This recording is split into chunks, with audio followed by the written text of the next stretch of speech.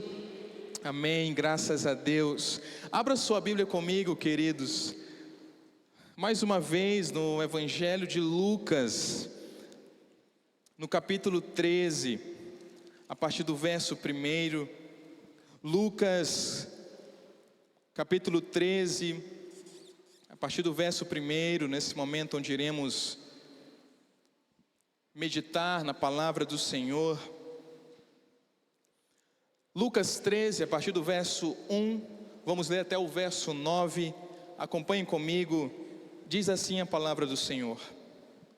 Naquela mesma ocasião, estavam ali algumas pessoas que falaram para Jesus a respeito dos galileus, cujo sangue Pilatos havia misturado com os sacrifícios que os mesmos realizavam. Então Jesus lhes disse: vocês pensam que esses galileus eram muito mais pecadores do que todos os outros galileus, por terem padecido essas coisas? Digo a vocês que não eram. Se porém não se arrependerem, todos vocês também perecerão. E quanto àqueles 18 sobre os quais desabou a torre de Siloé e os matou, vocês pensam que eles eram mais culpados do que todos os outros moradores de Jerusalém? Digo a vocês que não eram. Mas se não se arrependerem, todos vocês também perecerão. E Jesus contou a seguinte parábola. Certo homem tinha uma figueira plantada na sua vinha, e vindo procurar o fruto nela, não achou. Então disse o homem que cuidava da vinha: já faz 3 anos que venho procurar fruto nessa figueira, e não encontro nada. Portanto, corte-a, porque ela ainda está ocupando inutilmente a terra.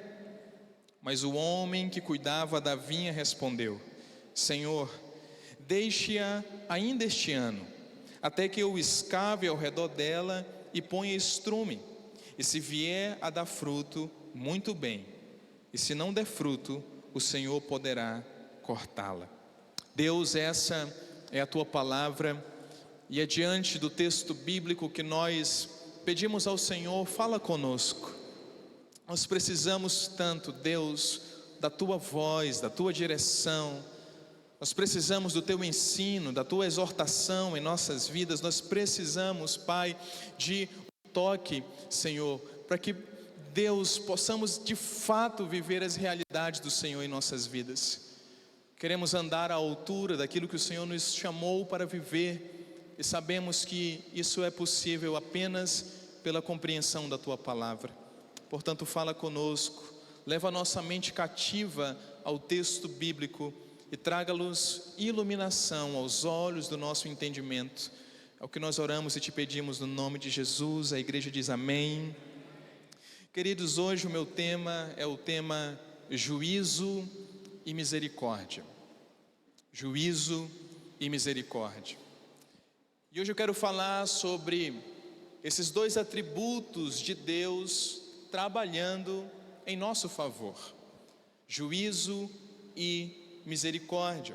Nós lemos aqui esse texto, que possivelmente na sua Bíblia ele deve ter alguma divisão aí.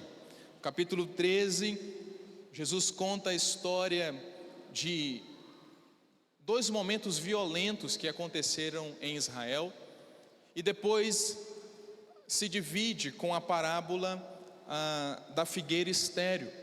Mas na verdade, tanto esses 2 fatos violentos que aconteceram, quanto a parábola da figueira estéril, são o mesmo discurso de Jesus, possuem o mesmo conteúdo, onde ele fala sobre a sua misericórdia e a sua juízo, ou a misericórdia e o juízo de Deus sobre as nossas vidas.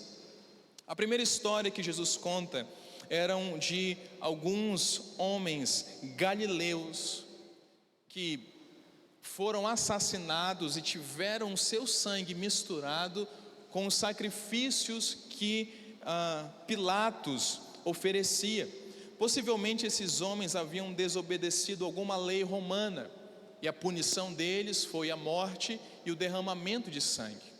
Isso foi algo notório em toda Israel, chocou a população na época, de tal maneira que eles ficaram perplexos ao ponto daqueles homens galileus serem assassinados e o sangue deles serem misturados com o sacrifício de animais que Pilatos oferecia aos deuses romanos.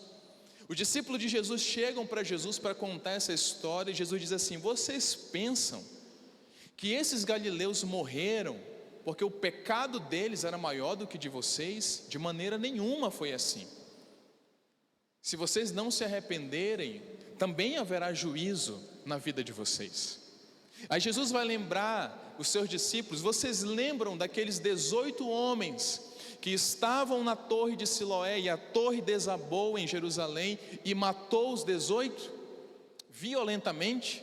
Os discípulos vão dizer: sim, Senhor, nós lembramos. Aí Jesus entra e diz: vocês acham que vocês são melhores do que aqueles 18? Não são, porque se vocês não se arrependerem, também virá sobre vocês o juízo de Deus e então perecerão. Ambos, nessas duas histórias, Jesus está falando sobre o juízo de Deus e a misericórdia de Deus, precedido por algo que Jesus sempre traz nessa história: o arrependimento. Jesus disse: olha, se você não quer que o seu sangue seja misturado com sacrifício, se você não quer que a sua vida termine no desabamento de uma torre, é necessário o arrependimento. Essa é o ponto que Jesus está enfatizando diante dessa história. Jesus mostra a importância do arrependimento, independente do caos que possa acontecer em nossas vidas. O cerne desses dois pontos aqui não é nem os homens que morreram por Pilatos e nem aqueles homens que morreram por esse prédio que desabou. O cerne dessas duas histórias é a ênfase de Jesus dizendo: se não se arrependerem, se não se arrependerem. Porque Jesus está dizendo que a falta de arrependimento pode ocasionar aquilo que é devastador na vida de qualquer homem, de qualquer mulher, que é a execução do juízo de Deus. No domingo passado ou retrasado falávamos sobre isso, de que justiça de Deus é diferente de juízo de Deus. Justiça de Deus é a graça salvadora que nos encontra. Quando alguém diz assim: eu quero que a justiça de Deus caia sobre o fulano, na verdade ele quer que o fulano seja castigado, mas quando ele diz justiça, justiça não é castigo, justiça é perdão, justiça é acolhimento, justiça é graça. Juízo, sim, juízo é uma punição que pode realmente acontecer, é a severidade de Deus agindo. Mas pastor, eu não acredito nesse Deus que determina juízos. Mas pode acreditar. Hebreus vai dizer que devemos levar em consideração tanto a bondade quanto o juízo de Deus, a severidade de Deus. Mas dentro de tudo isso, porque eles estavam com medo do juízo de Deus, pelo derramamento de sangue, pela torre que caiu, Jesus disse: olha, não tenham medo do juízo de Deus, mas pratiquem o arrependimento. O arrependimento é o escape principal de uma ação de juízo de Deus sobre as nossas vidas. E para ilustrar melhor essa temática que Jesus está trazendo aos seus discípulos, ele traz a parábola da figueira estéril.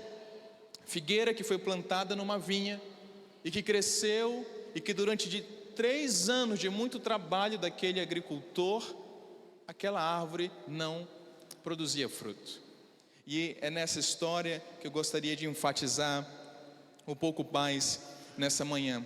O verso de número 6 do capítulo 13 diz: Jesus comentou a seguinte parábola: certo homem tinha uma figueira plantada na sua vinha, e vindo procurar nela fruto, não achou.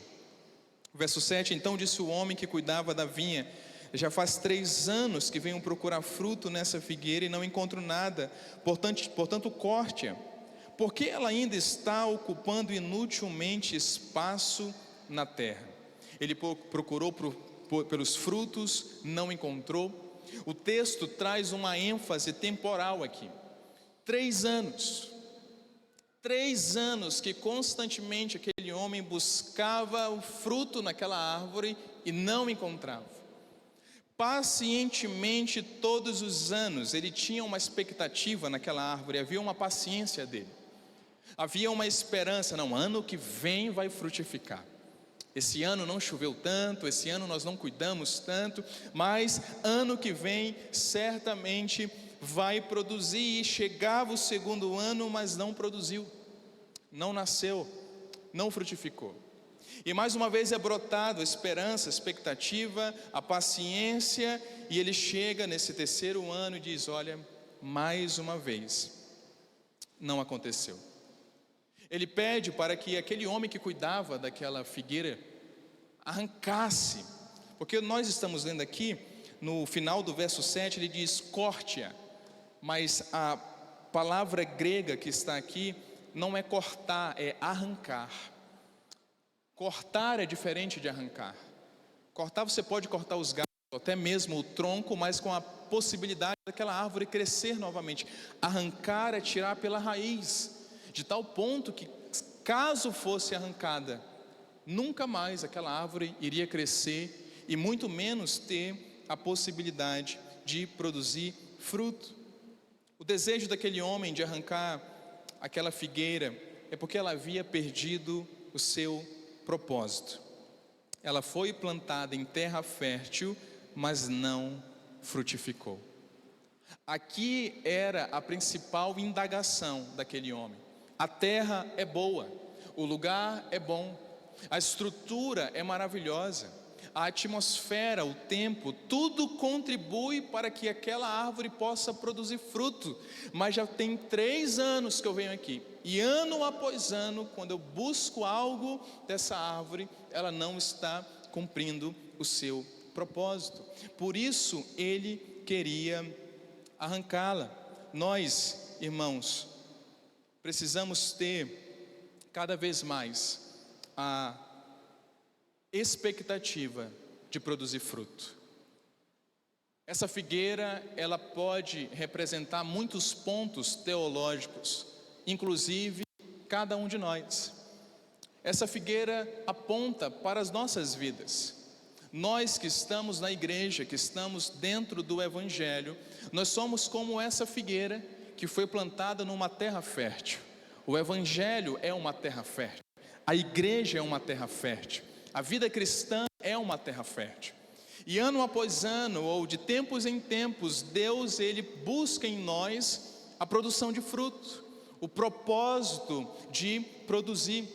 Aquela árvore havia parado de produzir o seu fruto, porque nesse contexto judaico, uma das principais fontes de alimento do homem eram as frutas, assim como é até hoje. Portanto, aquela figueira não estava produzindo o seu propósito, que era alimentar as pessoas, ajudar as pessoas, contribuir com a vida daqueles que procuravam se alimentar por meio dela. Não havia perspectiva. E para vivermos o nosso real propósito de Deus em nossas vidas, é preciso produzir fruto. Aquele homem, definitivamente, ele traz um juízo. Quando ele olha para aquela figueira, ele determina uma palavra de juízo: arranque. Ela não pode mais estar num lugar, esse lugar onde ela está plantada é um lugar inútil. Vamos arrancá-la e produzir uma outra árvore, e plantar um outro fruto, uma outra semente, para que possa brotar algo bom. Porque ele está aí, está nesse lugar, está nessa terra inutilmente. Portanto, ali foi declarada uma palavra de juízo. Mas no verso de número 8, nós vemos a perspectiva da misericórdia de Deus. Vamos ler o verso 8 do capítulo 13, que diz assim: mas o homem que cuidava da vinha respondeu: Senhor, deixe ainda este ano, até que eu escave ao redor dela e ponha estrume. Aquele homem intercede por aquela figueira e diz: vamos deixar mais um ano? Vamos deixar mais um tempo, mais uma estação? Alguém pode pensar, então, quem estava determinando o juízo era Deus Pai, que diz, vamos arrancar, vamos cortar. Aí vem Jesus e diz, não, vamos deixar mais um pouco. E aí nós entramos em um contraponto teológico, como se o Deus Pai fosse maldoso, ruim, e Jesus fosse o amoroso, o bonzinho. Mas não é isso que o texto está ensinando. Tanto o Senhor que cuidava e tanto o Senhor que queria arrancar, é o mesmo Deus, é a mesma pessoa. Quem está conversando aqui não é o Deus Pai e Deus Filho. Quem está conversando aqui são os dois atributos de Deus: juízo e misericórdia. São os dois atributos de Deus que conversam entre si. Um quer punir, um quer arrancar, um quer derribar, e o outro está dizendo, vamos dar mais uma chance. Quem sabe no ano que vem consiga produzir algo que possa suprir o propósito para o qual foi plantado. Então é uma conversa entre esses dois atributos, juízo e misericórdia. Assim como diz no Salmo 85, leia comigo o Salmo de número 85 e o verso 10, esse salmo ele nos mostra como os atributos de Deus conversam entre si.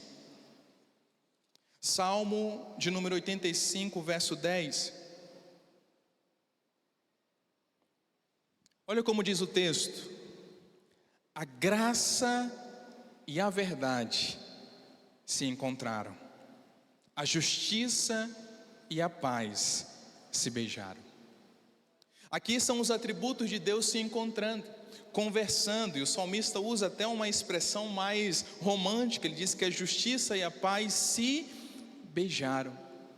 Há um teólogo que vai dizer que a graça e a verdade, elas se encontraram na crucificação, quando os dois pés de Jesus foram postos juntos para ser pregado ali o cravo, e ali, com os dois pés juntos e o cravo entrando nos pés de Jesus, o teólogo vai dizer que a graça e a verdade se encontraram. Portanto, o nosso Deus, irmãos, ele é tão grande, ele é tão poderoso, ele é tão majestoso, que os atributos que estão nele têm a condição de conversar entre si, graça e verdade, como diz aqui o texto, justiça e paz, e como nós estamos lendo, juízo e misericórdia. Constantemente conversando e buscando sempre trazer o real propósito na vida do homem. Volta comigo lá em Lucas 13. Lucas 13, mais uma vez o verso de número 8. Mas o homem que cuidava da vinha respondeu: Senhor, deixa ainda este ano, até que eu escave ao redor dela. Não foi apenas aqui uma ação de misericórdia que esse atributo surgiu. A misericórdia, ela veio trazendo um livramento. Não vai ser arrancada agora. Mas não é apenas isso. Ele diz que além de não arrancar, ele ainda vai escavar ao redor da árvore, até que eu escave. O que é escavação, irmão? É a ação de perfurar. Quem já brincou aqui, quem já tem sítio, essas coisas, faz muito isso. Vai lá no terreno, cava as coisas, fica ali mexendo. Então cavar é a ação de perfurar, é ir mais profundo.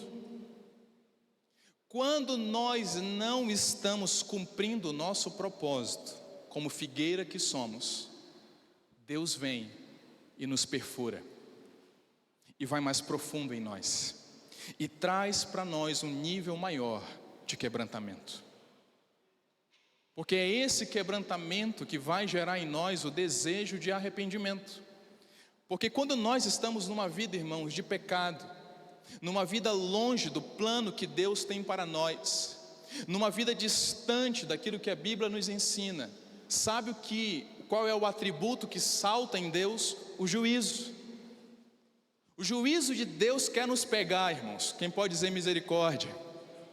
E aí que entra o outro atributo, a misericórdia. A misericórdia de Deus é aquilo que segura o outro atributo, que é o juízo. A misericórdia diz: não, segura mais um pouco, vamos dar mais um ano para ele. ele vai se arrepender, ela vai se arrepender, ele vai dar fruto. Vamos esperar mais um pouco. Como diz Lamentações, capítulo 3, leia comigo, depois de Jeremias, Lamentações 3, a partir do verso de número 22. Lamentações, capítulo 3, o verso de número 22, diz assim, Lamentações 3, 22, vamos ler juntos? As misericórdias do Senhor são a causa de não sermos consumidos, porque grandes são as suas misericórdias e não têm fim, renovam-se a cada manhã e grande é a sua fidelidade. Quem pode dizer amém por isso, queridos? As misericórdias do Senhor são a causa de não sermos consumidos. É a misericórdia dele que segura o juízo dele mesmo e diz: vamos segurar, vamos dar mais uma chance, vamos ver até onde ele vai tentar gerar dentro, escavando, perfurando. E Deus faz isso, irmãos. E Deus, ele tem as suas maneiras de escavar, de perfurar. E quando ele escava nossas vidas, o intuito é tirar tudo aquilo que não está permitindo a nossa produção de frutos. Muitas vezes ele quebranta, tocando em algo que nós tanto almejamos, um sonho, vida financeira, sentimento. Muitas vezes ele quebranta, destruindo os nossos ídolos, destruindo aquilo que nós achávamos que era primordial em nossas vidas. Ele arranca aquilo de nós. Ou quem sabe pelo próprio Espírito que vai movendo o nosso interior cada vez mais em busca do arrependimento. O último texto, lá em Lucas capítulo 13, o verso 9, volta lá comigo. Lucas capítulo 13, o verso 9, diz assim: se vier a dar fruto, muito bem. O que ele está dizendo? Se houver arrependimento, glória a Deus, a misericórdia cumpriu o papel dela. Mas aí ele continua dizendo: se não der fruto, então o Senhor poderá cortá-la, ou seja, então o Senhor poderá exercer o seu juízo. Esse último texto, ele nos mostra dois caminhos e uma escolha: o do arrependimento ou de uma vida permanente fora do propósito de Deus. Mas o que mais me impressiona nessa história dessa parábola é que o juízo já havia sido determinado. Quando nós lemos o verso de número 7, leia mais uma vez comigo, capítulo 13, verso 7. Então disse o homem que cuidava da vinha: já faz 3 anos que venho procurar fruto nessa figueira e não encontro nada. Olha o final agora: portanto, corte-a. Ele não disse: eu estou querendo cortar. Não, ele deu uma ordem: corte-a. O juízo já havia sido dado, até que a misericórdia se interpôs. Porque a misericórdia de Deus, irmãos, está atuante em nossas vidas, e glória a Deus por isso. Nós estamos vivendo a perspectiva da graça de Deus, onde certamente, nesse momento que vivemos como igreja, a misericórdia de Deus é muito maior e muito mais atuante do que o juízo de Deus. Sabe o que isso significa? Que Deus está aguardando o nosso posicionamento. Alguém pode falar: mas pastor, há tantos anos eu tenho vivido uma vida de pecado, fora do propósito de Deus, uma vida que não condiz com aquilo que Deus tem para mim, e nada aconteceu na minha vida. A minha vida só melhorou, eu só cresci. Então esse negócio de juízo não é verdadeiro. Não. Ele é verdadeiro. Sabe por que não aconteceu nada? Porque a misericórdia está esperando o nosso arrependimento. A Bíblia vai dizer que Deus tem um outro atributo: a longanimidade. O que é longanimidade? É um ânimo longo. Deus espera de forma longânima o nosso arrependimento. Pacientemente, dia após dia, ano após ano, como foi o caso dessa figueira. Quando Deus vier procurar seus frutos em nós, o que nós vamos oferecer a Ele? Ou será que temos produzido os frutos onde estamos plantados? Porque essa perspectiva pode ser a perspectiva daquele que pecou e se afastou, mas também pode ser a perspectiva daquele que está na igreja, está no reino, faz parte da igreja, mas não tem produzido fruto que Deus tem esperado. Isso pode ser um ministério. Quem sabe Deus chamou você ao ministério e você tem fugido do ministério. Deus está aguardando pacientemente o seu posicionamento. Quem sabe é uma palavra que Deus já liberou sobre a sua vida. Vai e faça. Vai que eu estou com você. Não tenha medo. E você ainda está com medo. Você ainda está paralisado. Um dia Ele vai se apresentar e dizer: onde estão os frutos? Fique de pé comigo nessa manhã. Eu creio que pela graça de Deus, essa é uma manhã de misericórdia. Você pode dizer amém? Deus está nos quebrantando, irmãos, para que o propósito seja executado. Se Deus está quebrantando você, o que é quebrantar, pastor? É quebrar. Quando Deus quebra o nosso interior, quando Deus quebra aquilo que traz e mexe no nosso coração, é um quebrantamento que vem dele mesmo, buscando o nosso arrependimento, buscando o nosso posicionamento.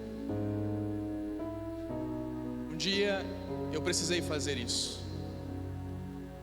Um dia eu entrei no meu quarto, falei: Deus, esse aqui sou eu, essa é a vida que tenho vivido, mas hoje eu me posiciono diante do Senhor. Pode apertar, Deus, tudo que tem para ser apertado.